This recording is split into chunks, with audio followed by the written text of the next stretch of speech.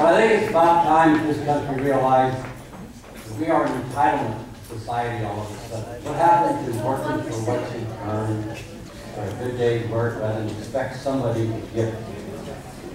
It's all about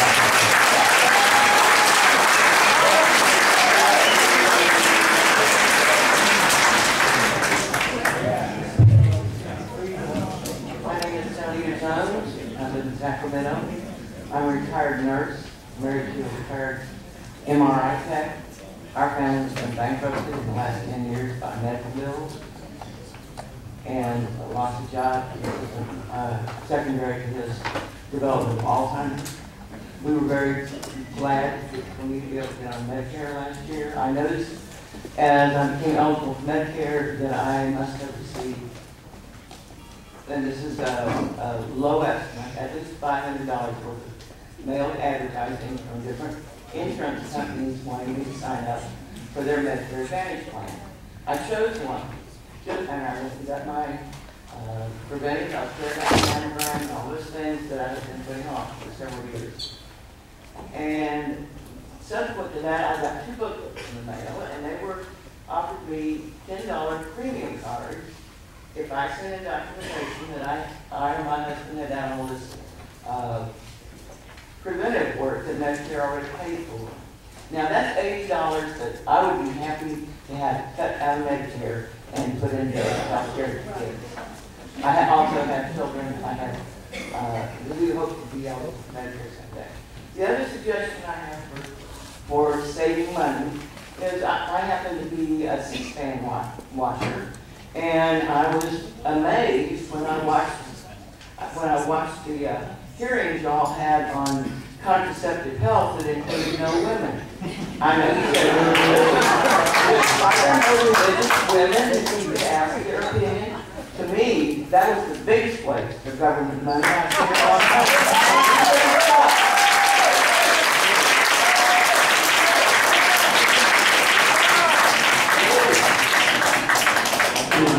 Madams, I'm from Fair Oaks. Thanks for the opportunity. The gentleman earlier made a remark about if we had this much passion earlier, we wouldn't be in this mess. I don't think passion is really the solution. There seems to be more than enough passion here on both sides of everything. And that's kind of the situation. We don't have any dialogue going. We just have passion, which is kind of a reflection of politics in this country. And I don't have the media here to blame. I don't have other politicians here to blame. But you're my elected representative, whether you like it or not, and whether I like it or not. And what's frustrating to me is that this is a town hall meeting, not a stump speech. This is not an election event. This is supposed to be you communicating with your constituents, with us. And instead, you're making statements such as referencing the Congressional Budget Office on the Affordable Care Act or Obamacare or whatever you choose to call it. And in fact, when you make a reference to that $700+ billion, they make it very clear that is not a reduction in Medicare benefits, that is a reduction in what the government pays, and it is negotiated with the insurance companies, largely because they will get more patients. The bigger pool helps them do things more efficiently, balance out the cost, so the government saves in excess of $700 billion. And you're portraying that as a tax benefit, and that is wrong. And that is frustrating to me, because I would like you to speak to us as your constituents. There's plenty of time down the road to do campaign events and stump speeches, but I would really appreciate it if you would not use such inflammatory and deceiving words when you're talking to us in an event like the town hall meeting.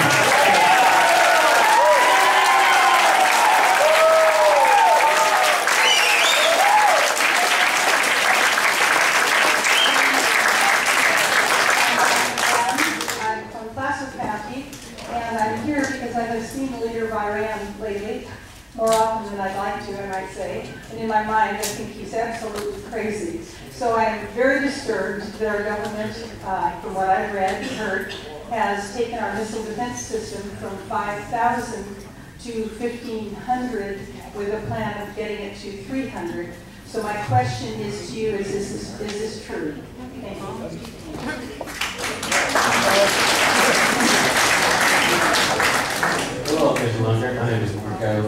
Jeffrey. You guys probably remember my face. But I'm currently applying to college, and each year the government is cutting funds for grants that will allow students like myself to be able to afford the opportunity to pursue a higher education. Why are you trying to cut off aid to education?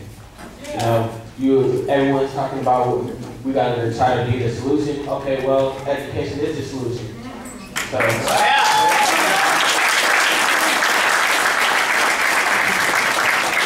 also, I have a few other questions for you. Do we have to attend and participate in your fundraisers to be able to be represented correctly?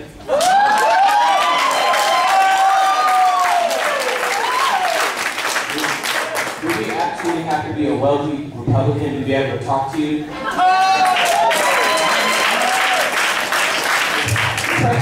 Your person's Republicans get to meet you too. I don't see why we don't. Our economic or political status shouldn't be the validator of which whether we should be represented correctly or not. Thank you. Yeah!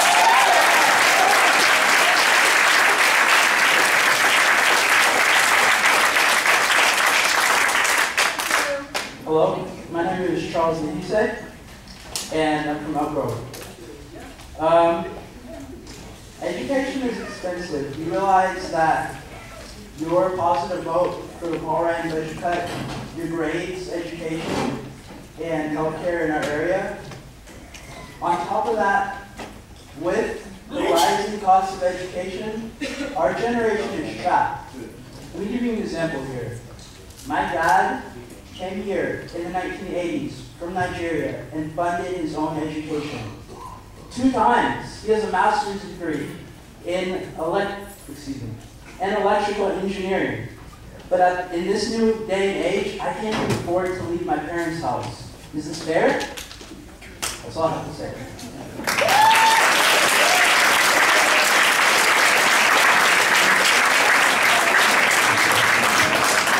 Hello, Congressman Lungren. I spoke to you at Elk Grove Town Hall, and I spoke to you on the issue of industrialized hemp for alternative energy to gas. And you replied later that evening that you support research into alternative energy sources. One that we hear a lot about is natural gas, which is obtained through a process known as fracking, or hydraulic fracturing. This process of drilling has actually caused earthquakes in Ohio, and it has polluted rivers, and it has polluted sources of drinking water for your humans, so that it's not able to be used for drinking by humans or animals. And in 2005, you voted for an exception in the Clean Water Act, which would allow this process to go unchecked.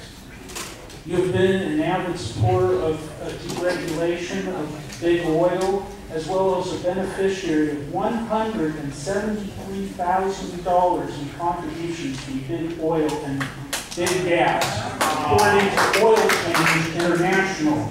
So why did you vote against a law that would inform citizens if there are dangerous toxic chemicals released into their neighborhoods or at their workplace?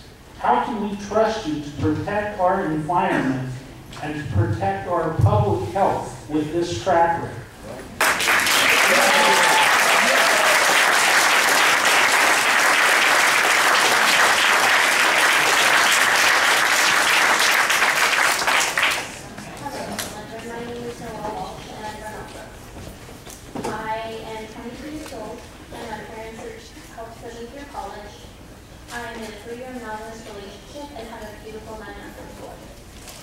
I see your cuts to education, and I understand that you need to make cuts in our budget.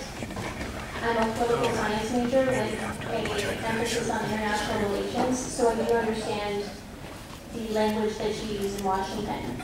I would like to know what you are going to do with cutting not only education, but with the Republican platform for ending and legalizing whatever word you'd like to use, women's birth control. Because right now you have young people who cannot enter college, who cannot better themselves without government help, and you have people who are going to be having children whether you like it or not. So we can either, as I see it, have a nation that's going to grow up ignorant, or we can have a place where we can have children and education, and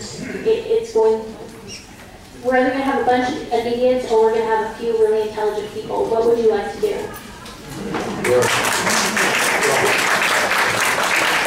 First of all, I'm sorry, but we're not going to have time for more questions.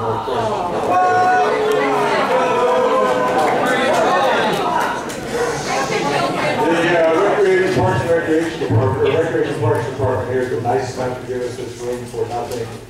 They have to break it down after it's over. The law enforcement people have to be here so everybody's removed. And so, if I'm going to respond to anything, I'm sorry, I'm going to have to.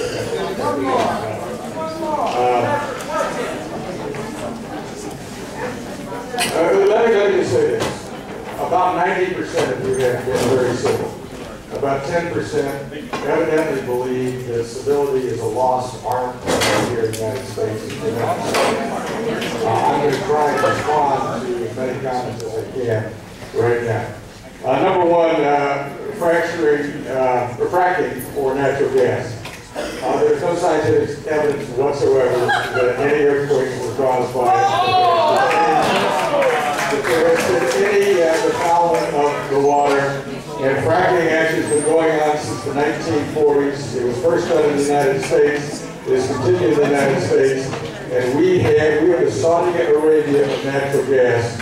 And for us to deny ourselves that is to make us more reliant on foreign oil for parts of the country and parts of the world that are not as stable as the United States. So yes, I do support natural gas development. I do support offshore drilling. I do support making us as independent as we possibly can be.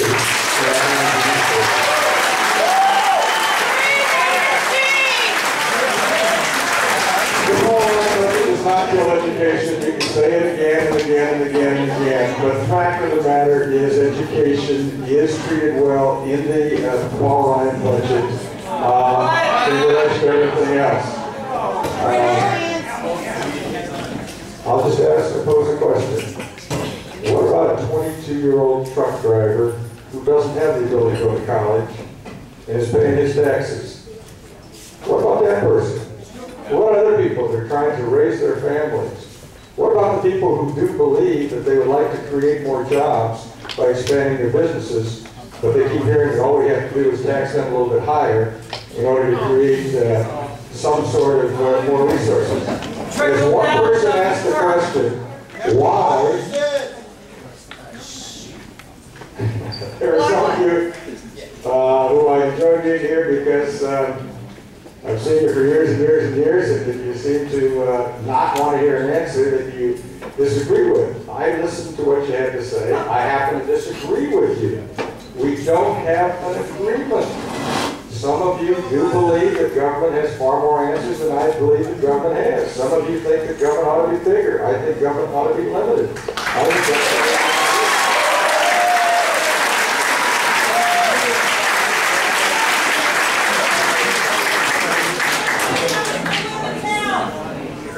And other than my colleague Tom McClintock, I'm not sure of another member of Congress in Missouri who has town hall meetings, or some of you who are complaining I won't meet you in Florida.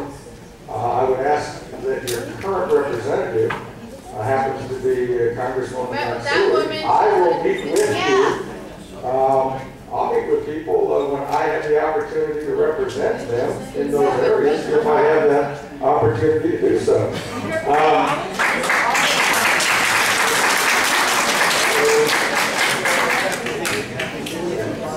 With respect to Congressman Aiken's comments, I'll just repeat the statement that I put out when I heard about it.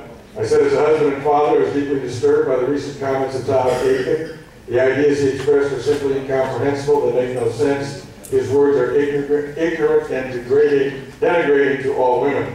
And I stand by that statement. And so I co-sponsored two bills, H.R. 3 and H.R. 358, that changed the traditional language that had been used, which created exceptions for rape and incest. They had the word forcible. I went to Chris Smith, the chairman of the Pro-Life Caucus, and argued with him that the term forcible should be removed and the specific exception that had been in previous language substituted. Both he and the author of the other bill agreed with my request, and therefore we have gone back to the language that has prevailed for 35 years as a result of me telling them that they ought to take the word forcible out. If you want to talk about my position on rape, I authored the bill that changed the criminal law in the state of California, which allows for prior crimes evidence in rape cases. That is a substantial change in the law. Section 1108 of the California Evidence Code allows prosecutors to bring in evidence of actions by rapists in previous conduct for which they were not convicted, but which can be brought in so long as it's probative and the probative value outweighs any prejudice. I did that to change the law so we could go after rapists in this country. And I'll buy another one in terms of what I have done in prosecuting those who are rapists. When I was Attorney General, our office handled many different appeals on that question. And I went to the authors of the bills that you referred to, told them they were making a mistake by putting the word forcible in there, and it was removed, and in current form, it no longer exists. Iran, I'm very concerned about what's happening with Iran. We can't allow Iran to have a nuclear capability. The Stuxnet project that was utilized by somebody to set them back was successful. It's an example of what can be done in the area of cybersecurity. I will say this though, those that leaked, whoever they are, to the front page of the New York Times, if the facts that they leaked are true, are a disgrace to the United States, those who leaked, and frankly ought to be prosecuted.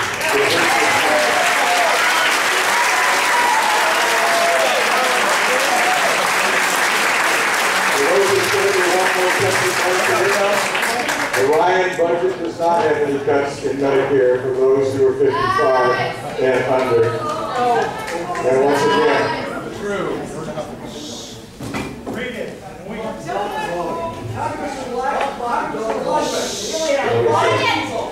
retired Medicare.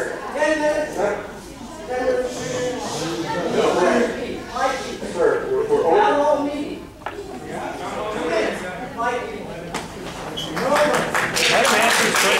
We've already been over time, and I'm extending it past this time at the sufferance of those who operate this place.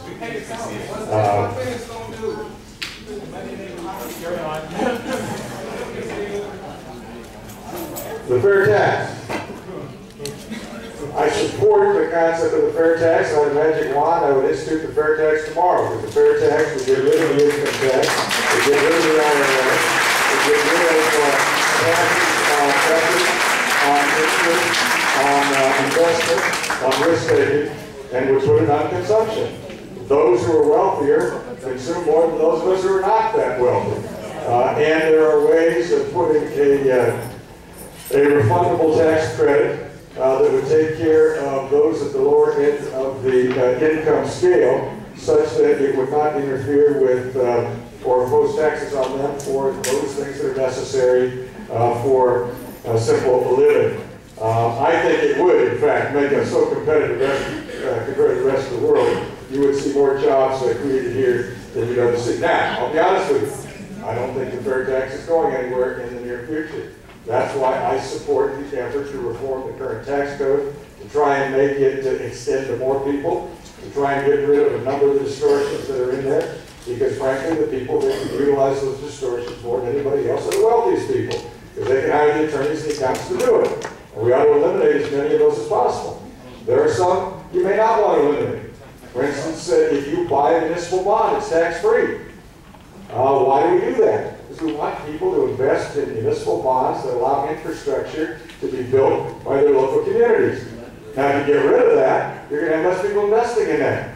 Now, the other side of the coin is that when you have that, the effective tax rate that they pay on all their income is lower. But you either have to have it one way or the other. You either want to create incentives for people to buy tax-free bonds or you don't. So those are the kinds of things that probably are the least likely to be gotten rid of. But there are a lot of other things that the federal government, by different distortions in the tax code, that does social engineering. Frankly, the tax code ought to be for the purpose of getting that amount of taxes absolutely necessary to carry out the necessary functions of government, and not to punish people, and not to say, I'm so envious of you, I'm going to take money away from you, or not to say that somehow government knows better how you ought to use your money than you do. So I think that's one thing.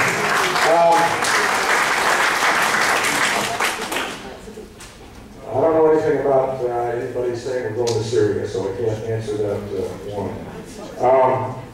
As someone said when they got up here, that she is happy with the Social Security system the way it is. If you are, you don't have to worry about a thing. You'll be able to stay in that system. But if you believe that we ought to extend Medicare to all, if you did that today, it would go bankrupt sooner than it is now.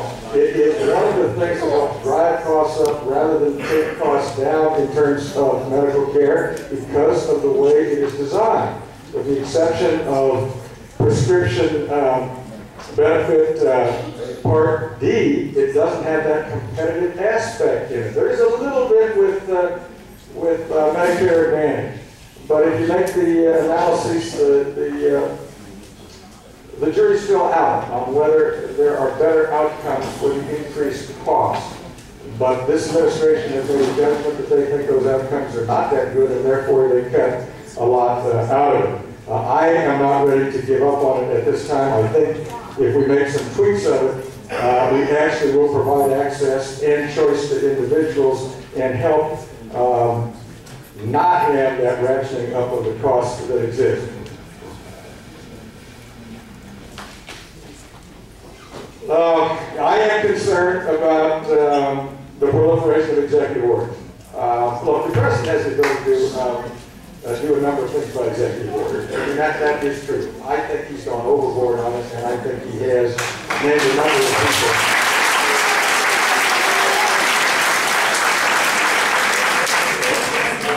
Where the president himself says that, look, I can't do this because I'm the president, and we have a balance of powers within this Constitution, and the Congress has to change it, and then 9 months later issues an executive order which does that which he said he couldn't do. I understand why people are confused, and I am not confused but concerned.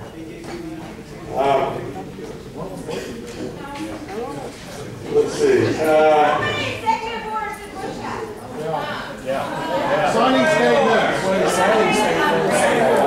There was somebody who got up and did say that, I believe it was a lady who said that there were basically too many choices for Part D Medicare. It was confusing. If you look at the surveys that are done of those people who are on Medicare, you will find that prescription portion Part D is one of the most favorable parts of Medicare on every single survey that has been done, and it has brought the cost down 43% over what was projected. One of the reasons there has been a rejection of the approach used by the Veterans Administration is that in those kinds of things where you negotiate those in bulk, you have to deal with what's known as a formulary.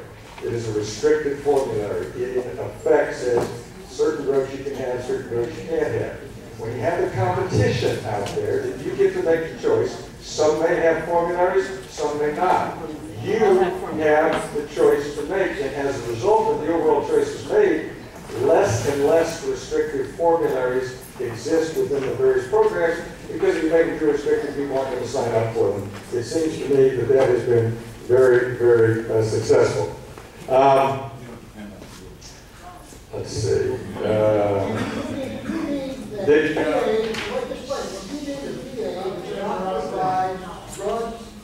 Comparable to the private industry. I get my drugs from VA. I get anything that the industry gets at a lower cost. You're fooling these people. Sir, I'm not bullying anybody, sir, and I answered the question. You may disagree, but once again, some people believe they can follow the rules and other people don't. I'm sorry, my parents taught me to follow the rules. And,